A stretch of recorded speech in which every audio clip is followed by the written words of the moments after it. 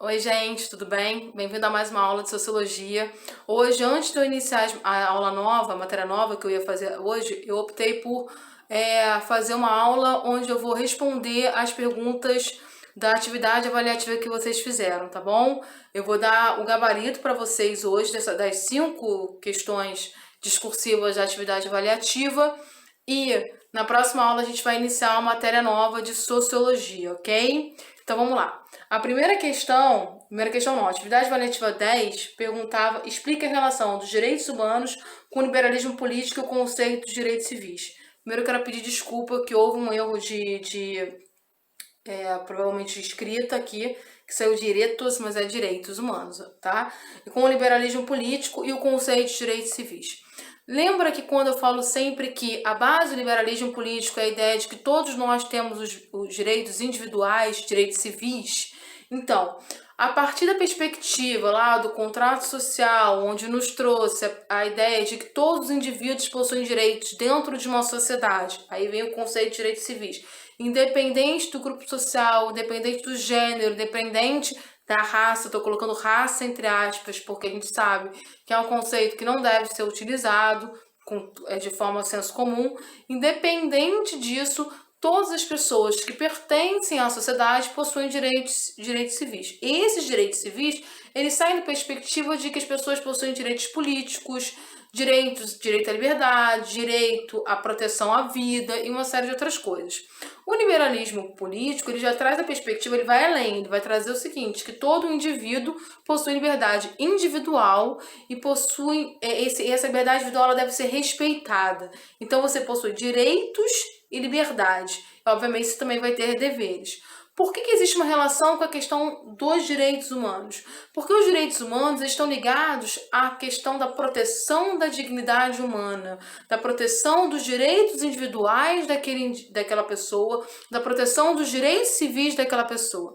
Então, assim, existe constantemente uma confusão, né, onde as pessoas falam que direitos humanos seria algo ligado a uma política, a uma visão ideológica de esquerda. Não é, tá? Direitos humanos, ele ultrapassa isso. Os direitos humanos, ele é consequência do liberalismo político. Ele é consequência da perspectiva de que todos os indivíduos que vivem numa sociedade, eles possuem liberdade, essa liberdade deve ser respeitada e eles possuem direitos. E esses direitos não podem ser violados. Então, o que são os direitos humanos? É a proteção desses direitos. Você não pode violar esses direitos.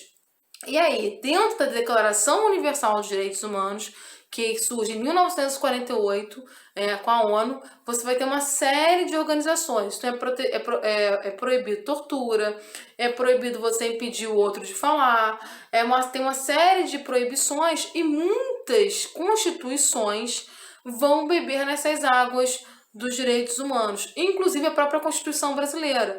O princípio da Constituição brasileira, né, o artigo 5, ele é todo baseado na questão dos direitos humanos. Então, não confunda, os direitos humanos não está ligado a uma visão de esquerda, uma visão direita, está ligada à perspectiva do liberalismo político, está ligada à ideia do contrato social, está ligada à questão da dignidade humana, da garantia da dignidade humana. Quando você não respeita os direitos humanos, você está violando a dignidade humana. E aí você tem vários episódios históricos que isso aconteceu, ok, gente? A outra pergunta, que é a atividade avaliativa 9, ela já possui uma ligação com a nossa discussão sobre movimentos políticos, né? E aí ele vai dizer o seguinte, movimentos políticos e sociais decorrentes dessa perspectiva de garantir os seus direitos individuais, garantir a sua dignidade. Os Estados Unidos foram tomados por manifestações após um caso de violência policial contra um homem negro chamado George Floyd. Explica a relação dos direitos civis com esse caso. Nos Estados Unidos especificamente, no mundo todo, mas especificamente nos Estados Unidos, a garantia dos direitos civis dos negros americanos ela só vai ser alcançada na década de 60, tá? Então, assim, olha a distopia, né? Olha a loucura. Você tem um país que segue a doutrina liberal, mas essa doutrina liberal ela não é para todos que estão ali. Então, você vai ter alguns estados americanos, que normalmente são os estados do norte, que vão respeitar a questão dos direitos dos negros, e você vai ter estados que não vão respeitar esses direitos. Na década de 60, esses direitos dos negros americanos eles foram estendidos para todos, independente da região, das regiões. Isso foi uma decisão da Suprema Corte americana, consequentemente uma decisão do governo americano. E aí você, apesar de na teoria você ter essa garantia dos direitos civis, na prática eles não estão assegurados. Então são grupos sociais que vivem muitas vezes à margem da sociedade, dependendo da localização do Estado americano, você vai ter um nível de perseguição aos afrodescendentes muito maior do que em outras áreas, e estatisticamente existe uma violência policial muito maior contra os negros do que contra os brancos. E aí, quando você está falando de violência policial, você está falando o seguinte: violência policial excessiva significa o quê? Ferir a dignidade humana. Se você está ferindo a dignidade humana, se você está ferindo a liberdade do indivíduo, está retirando aquela liberdade do indivíduo de exercer os seus direitos individuais, exercer a proteção à própria vida, você está indo contra os direitos civis. Então, é muito interessante essa discussão da questão de George Floyd, porque ultrapassa o George Floyd. A gente vai ter várias dessas discussões, inclusive no Brasil, né? Por que você tem violência maior contra determinados grupos? Por que esses grupos estão à margem da sociedade? Por que é tão difícil discutir coisas como racismo, né? Existe um tabu para discutir isso, como se não existisse. Ele existe, ele é estrutural. Ele é tão estrutural que a gente tem uma dificuldade de assumir que vivemos numa sociedade racista. Então, por que a gente pode falar que existe racismo? Porque os direitos civis não são assegurados na prática para todos os indivíduos da sociedade brasileira e para todos os indivíduos da sociedade americana. E é justamente por isso que existe a violência excessiva contra esses grupos, porque se eles não têm essa proteção, se eles não são vistos como iguais dentro de uma sociedade, consequentemente eles sofrem violência. Então, se vocês seguirem mais ou menos essa lógica de resposta, é a resposta certa. Na atividade avaliativa 8, a pergunta era: de que forma a luta pelos direitos das mulheres, também conhecido como feminismo, se relaciona com o igualitarismo liberal? Existe uma visão muito deturpada do que é o feminismo, né? O feminismo ele é a luta pela garantia dos direitos civis das mulheres. A gente tem que lembrar que até o século XX, as mulheres, tanto no Brasil, como na Europa, como nos Estados Unidos, elas não tinham direito, inclusive, a voto.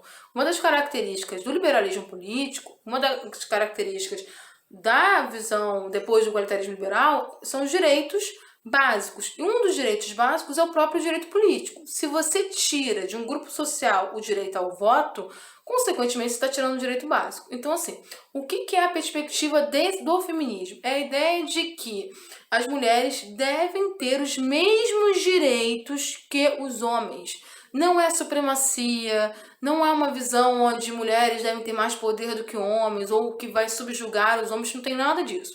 Quem fala isso não entende absolutamente nada de feminismo ou nunca perdeu seu tempo para tentar ler alguma coisa sobre o assunto. O feminismo nada mais é do que uma busca por direitos iguais. E quando a gente fala de direitos iguais, a gente está falando de direitos iguais dentro da legislação. Então, por exemplo, se você tem um grupo social que não possui direito ao voto, eles não possuem os mesmos direitos. Então, assim, o início do movimento dos direitos das mulheres era um direito, por exemplo, pela possibilidade de votar. Se você não tem direito, por exemplo, numa separação, as mulheres antigamente não, até 20, 30 anos atrás, elas não podiam ficar com os filhos eram automaticamente dos homens. Você não tem o mesmo nível de salário, uma mulher tem o mesmo trabalho do que um homem no posto de trabalho e ela não recebe mais, ela recebe 30% a menos estatisticamente. Você tem um grau de violência maior contra esse grupo social, então você vai ter sim um movimento de luta para manter esses direitos. E por que se enquadra na questão do igualitarismo liberal? Porque está mantendo direitos atribuídos ao liberalismo político. Quer dizer, existe uma outra falha muito grande de achar que, por exemplo, o movimento feminista está ligado apenas às doutrinas políticas de esquerda, né? Socialismo, social-democracia, anarquismo. Não! Por exemplo, o Partido Democrata Americano, que segue a perspectiva do liberalismo político, que segue essa ideia do igualitarismo liberal, ele também vai ter quadros feministas, porque são mulheres que estão lutando pelos direitos iguais aos homens. E esses direitos iguais aos homens, a gente não está falando de segurar um peso, de varrer um chão, como a gente ouve a deturpação. Está falando de poder fazer as mesmas coisas socialmente, receber o mesmo salário e possuir o mesmo respeito dentro de uma sociedade. Existem muitas sociedades, inclusive, que as mulheres sequer têm direitos sobre elas próprias. Por exemplo, na Arábia Saudita, a mulher ela não tem, ela não pode ser responsável por si mesma. Um homem da casa deve ser responsável legalmente por ela. Então chega um momento, quando o marido morre, que o filho dela, que é mais novo, ele é o responsável por ela. Então, os direitos são iguais aí? A gente está respeitando a questão da autonomia individual, da liberdade individual? Não. Ah, mas você está falando do mundo árabe. Você não tem tanto isso nos países ocidentais. Tem, gente, tem bastante. Inclusive, você precisa de uma série de ações afirmativas, como uma lei Maria da Penha, uma lei como o feminicídio, para que exista uma punição maior contra uma violência contra a mulher, porque ainda existe uma crença popular de que aquele grupo social seria inferior, que aquele grupo social não deveria ser igual aos homens. E quando a gente fala igual aos homens, a gente está falando de direitos. Então, a relação do feminismo com o igualitarismo liberal é porque a luta do feminismo é a luta pela manutenção dos direitos civis das mulheres, dos direitos individuais das mulheres, direito à liberdade política, liberdade de pensamento, a dignidade humana das mulheres. Então, essa é a relação. Então, seguiu esse caminho, provavelmente a resposta vai ser certa.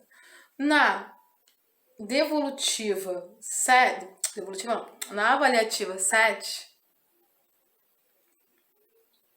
ela pergunta: explique o conceito de ações afirmativas e dê exemplos da utilização delas no mundo ocidental. Quando eu falo mundo ocidental, a gente está falando Europa e Estados Unidos, tá? A gente também pode falar, em termos de senso comum, da América do Sul, mas isso é uma discussão que a gente vai ter mais pra frente, porque existe muita discussão se a América do Sul está inserida ou não no conceito de ocidental, tá? Então, mas isso é uma outra discussão. Mas seria daqui para cá do mapa. O conceito de ações afirmativas. O que são ações afirmativas? São políticas governamentais que têm o intuito de tentar reequilibrar a balança da desigualdade. Muitas vezes são desigualdades históricas, onde grupos sociais permaneceram muito tempo à margem da sociedade, sem os seus direitos respeitados, muitas vezes seus direitos civis, e aí você tem as ações afirmativas, que é uma tentativa de você inserir esses grupos sociais na estrutura social, para que as outras gerações não sofram tanto como as gerações anteriores. E aí você vai ter uma série de ações afirmativas. No Brasil, a ação afirmativa mais famosa é a cota. E eu gosto de chamar cota de ação afirmativa porque quando as cotas apareceram, as pessoas não tinham a menor noção do que era o conceito de ações afirmativas. Então elas chamavam de outra coisa.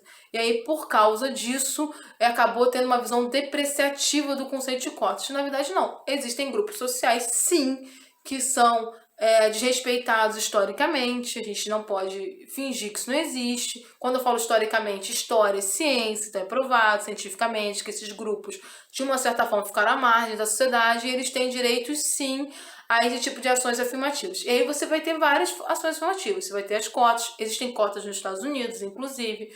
O Barack Obama, que foi um presidente dos Estados Unidos muito famoso, presidente negro, ele inclusive entrou na universidade através do sistema de cotas.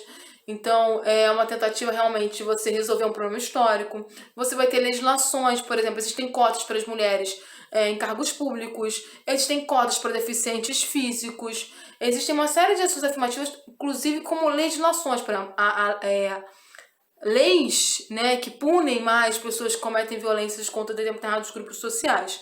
Então, as ações afirmativas são uma tentativa de você equilibrar essa balança da desigualdade histórica e são políticas governamentais. Elas são temporárias. Mas quando eu falo temporárias, eu não estou falando que ela vai durar 1 mês, 2 meses.